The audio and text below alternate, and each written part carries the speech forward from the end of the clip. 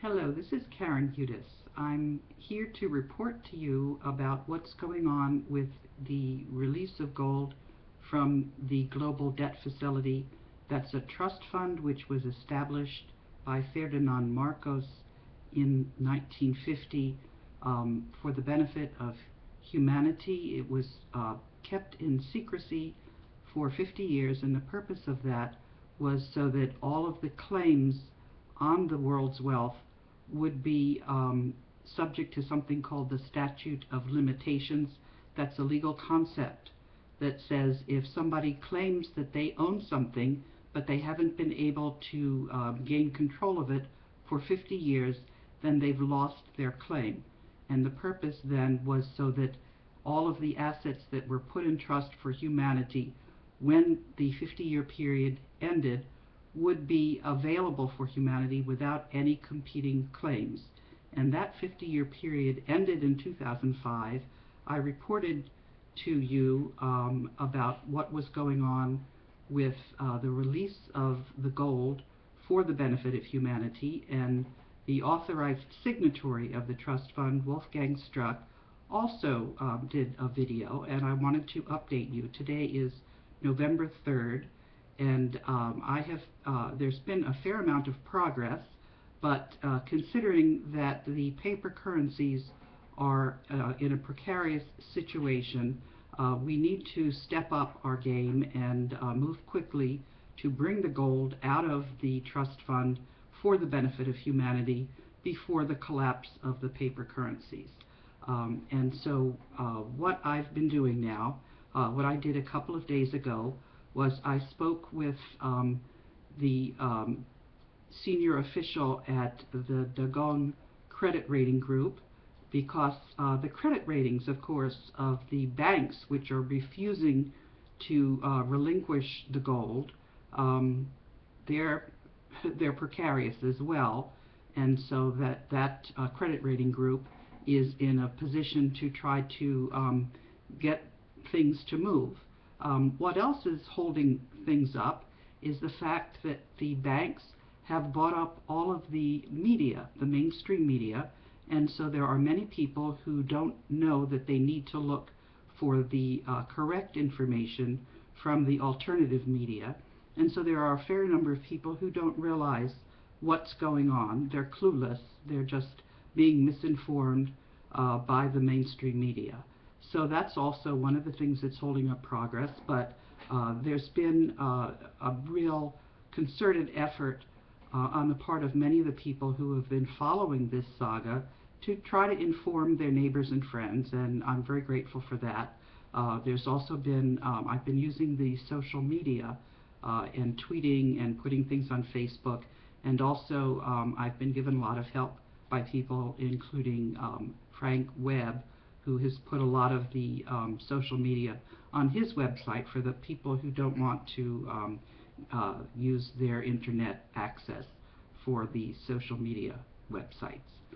So more people are learning about the fact that the banks are trying to prevent people from getting the wealth that they're entitled to.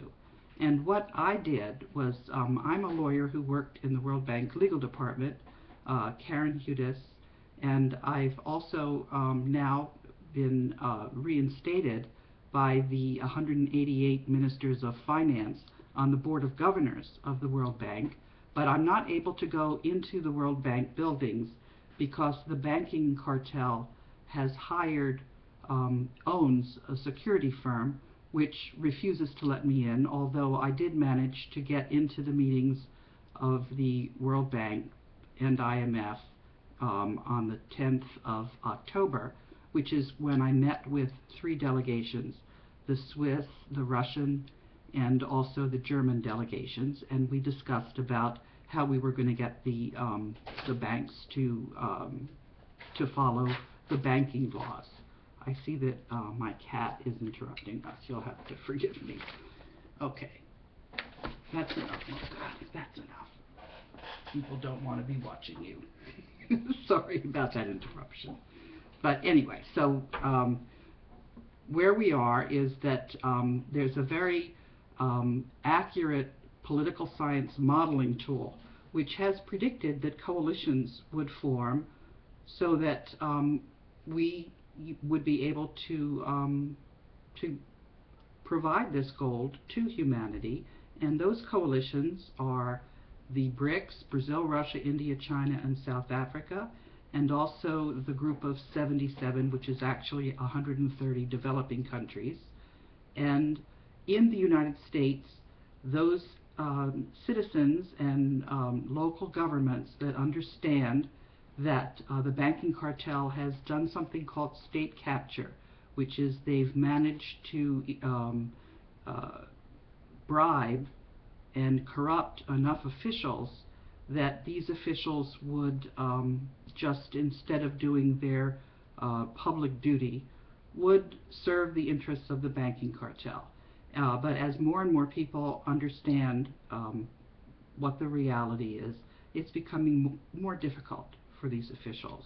And so the group that I've been working with primarily is the County Executives of America. I live in Montgomery County, Maryland, and Ike Leggett is the president pro tem of that organization.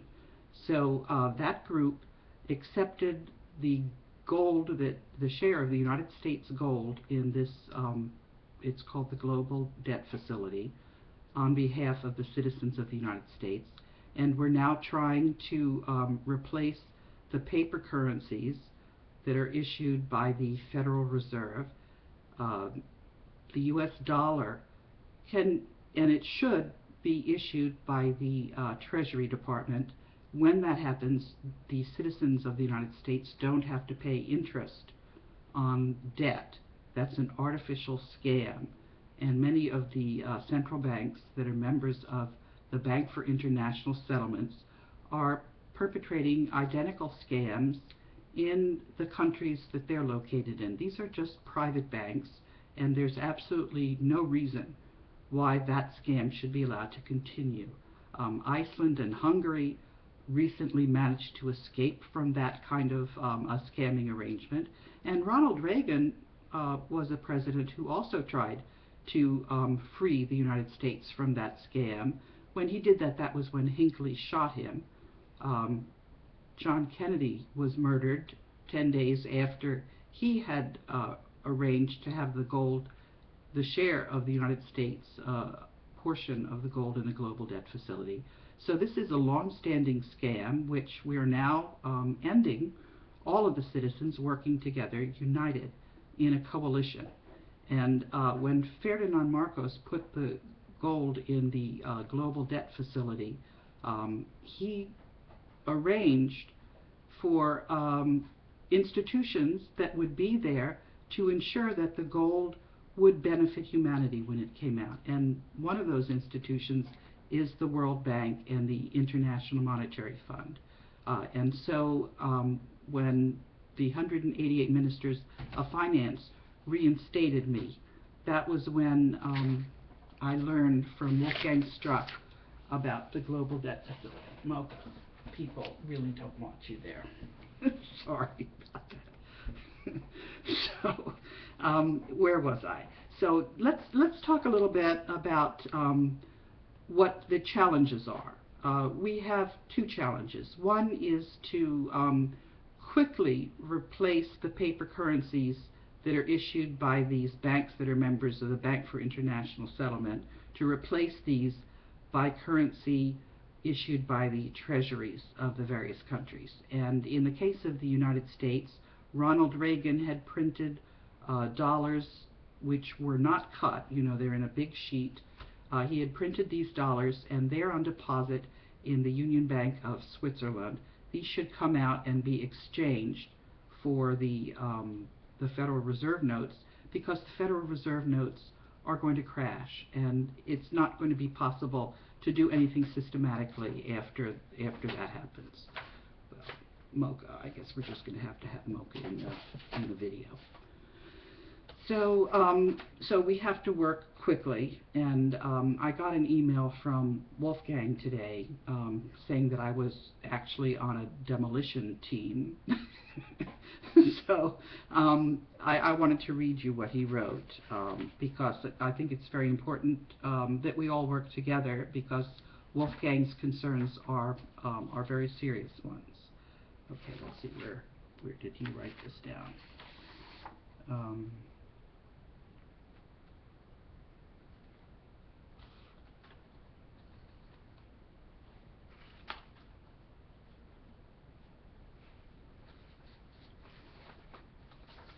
Well, I can see I'm going to have to edit this.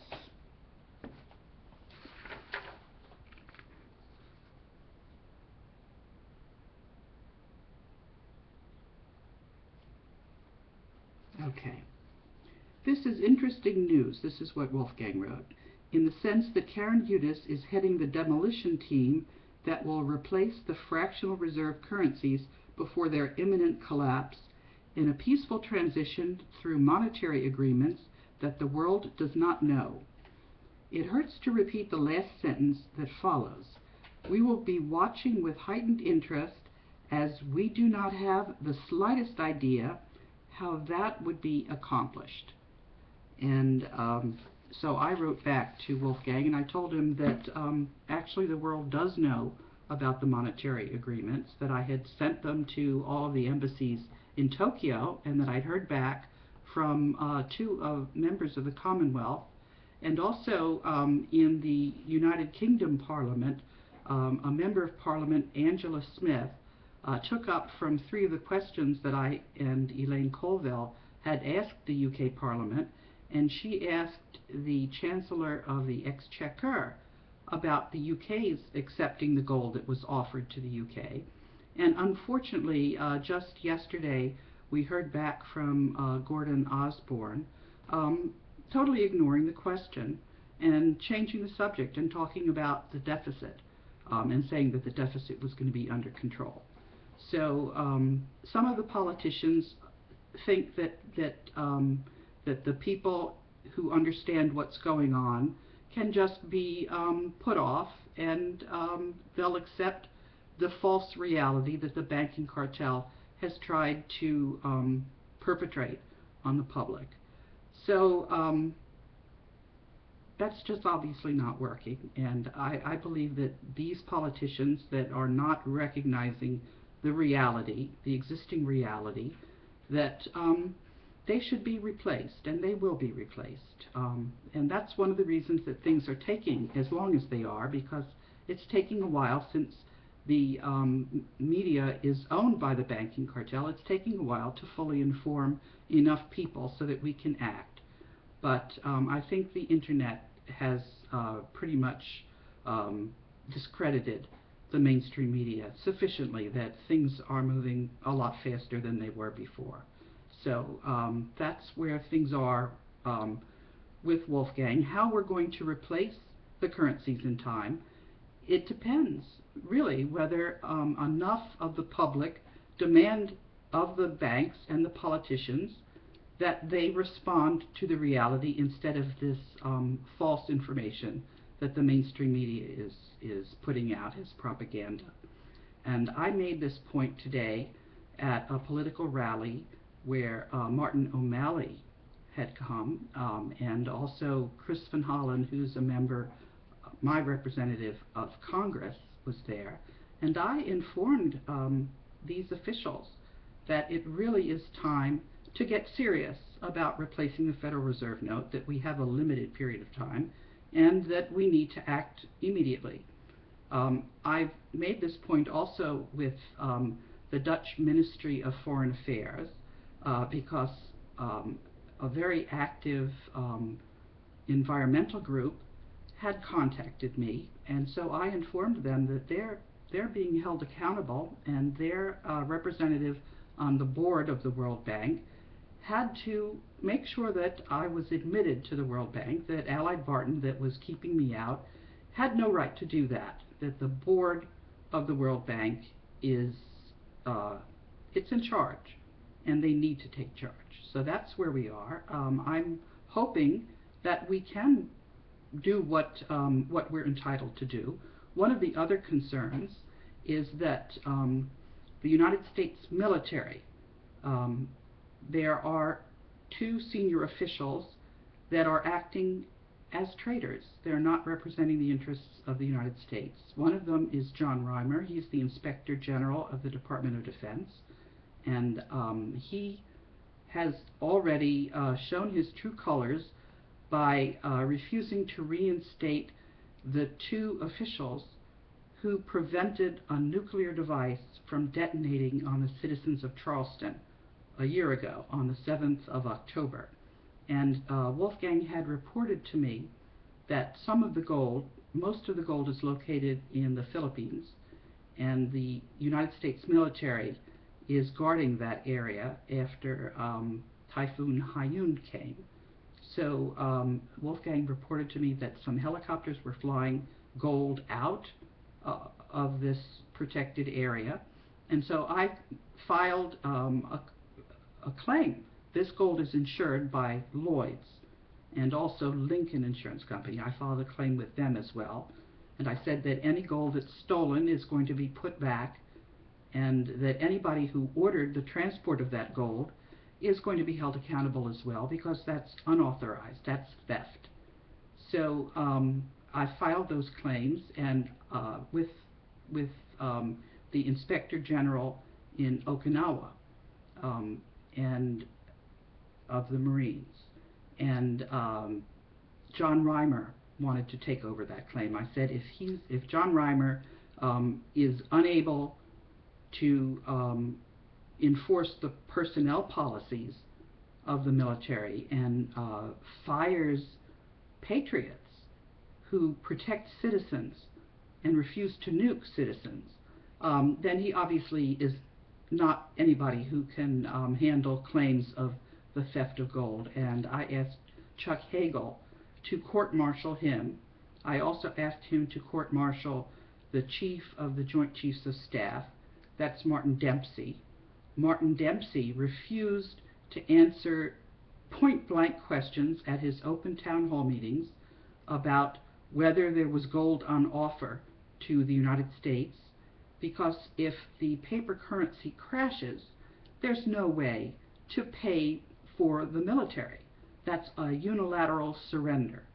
And if Martin Dempsey's job is to defend the United States, then he obviously has got to replace the Federal Reserve notes, which are unconstitutional, with gold from the global debt facility. And the way the currency will be is that the gold will be pressed very thin and put between a plastic envelope, which for all practical purposes will act just like paper currency, except that the value of the gold will be equal to the stated value of the currency.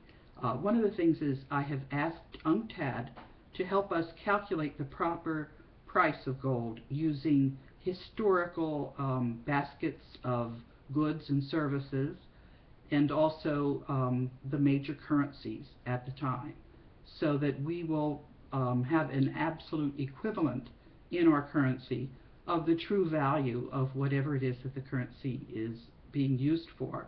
We'll also have local currencies, and we will no longer be controlled by our currencies or pay interest on country debt in a scam. That's where we're headed, but it honestly is a race, because if we do not replace this fake fractional reserve paper currency with value, we're going to go into another dark age. So we've got a coalition that understands this very well, and that coalition is much stronger than the banking cartel. That's why I believe that we are in good shape. It's quite 90 to 95% likely that we will manage a transition, but as Wolfgang mentioned, we've never done this before. We are avoiding World War III, but we've got to find a way to make this happen. I'm confident, however, that we will find a way. So that is the report on November 3rd. Thank you very much.